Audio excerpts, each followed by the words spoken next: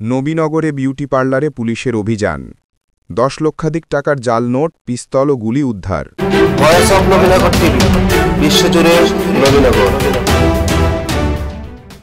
রবিবার ২১ সেপ্টেম্বর বিকেলে নবীনগর আদালত পুকুরের উত্তর পশ্চিম কর্নারে অবস্থিত বউ সাজ বিউটি পার্লারে এ অভিযান পরিচালনা করা হয়।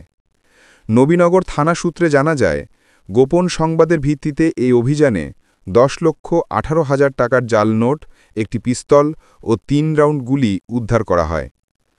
তবে এ সময় পার্লারের মালিক বিলকিস বেগমকে পাওয়া যায়নি।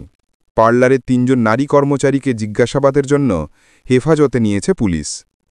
এই বিষয়ে নবীনগর থানার কর্মকর্তারা জানান, ঘটনাটির তদন্ত চলছে এবং আইনগত ব্যবস্থা প্রক্রিয়াধীন।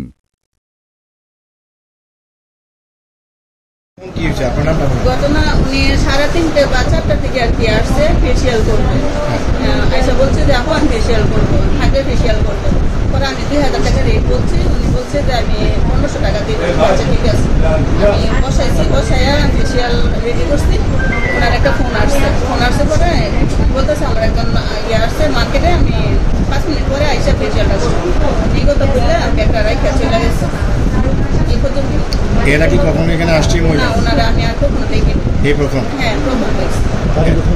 এটা ইনপুট বলছে ওনার বাড়ি। একটা রাইখা যাওয়ার কতক্ষণ পরে পুলিশ আসছে?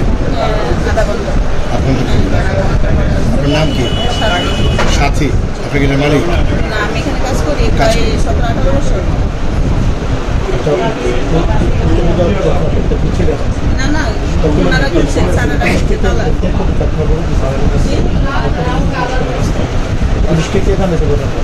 না না, ওনারা কার কাছে জানছে আমিও জানি না। হ্যাঁ, ওনারা শুনে আসছে, ওনারা এই তালা খুলছে, তালা লাগানো ছিল। একটা তালা ছিল।